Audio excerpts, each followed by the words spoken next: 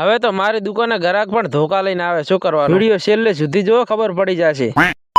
તો પછી હવારના દુકાન ખોલીને કચરો બધો કાઢી નાખ્યો બહાર. દુકાનમાંથી કચરો બીજો કાઢીને આપણું પેલું કામ માતાજીને અગરબત્તી કરવાનું. તમારી કુળદેવીનું નામ કોમેન્ટ કરી નાખજો. અને મોઢું થોડી વાર પછી પેલું જ ગ્રાહક ધોકો લઈને આવ્યો. ધોકો લઈને એટલે આવ્યો તો કે હતા વાહે કૂતરો. એ ગ્રાહક ને હેડ તો કરીને આપણે આવી ગયા પાછા દુકાન ની બહાર. અમે મોઢું તડકો એટલે ચિયો થોડો લાગુ રહ્યો નહીં.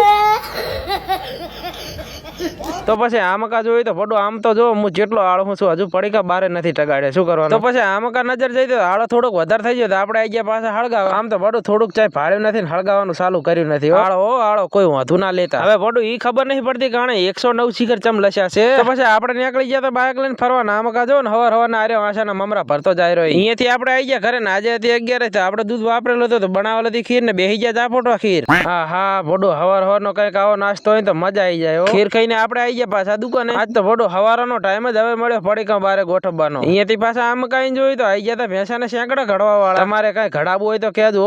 એટલે ભેંસાના શેંકડા પાછા બીજું કઈ વાતું ના લેતા. નહીં ધોઈને પાછા આપણે આવી ગયા દુકાને. પડું હવે તપેરું એટલે પંખાની પડું નહીં આવે એવી ટાઢી હવા આવે ને મજા આવે કઈક અલગ. તો પછી આપણે થોડી વાર પહેલા રાધનપુર થી શ્યામન નો હતાવેલો હતો તો આપણે રાધનપુર થી શ્યામન પણ આવી ગયું તો ગોઠવવાનું છે હવે આર્યું શ્યામન. અરે યાર તમે બ્લોગ તો જોવો પણ કોઈ ફોલો કરતા નથી તો પ્લીઝ યાર ફોલો કરતા રહો. કેમ કે પડું તમારો એક ફોલો અમારો મોટિવેશન બની શકે છે.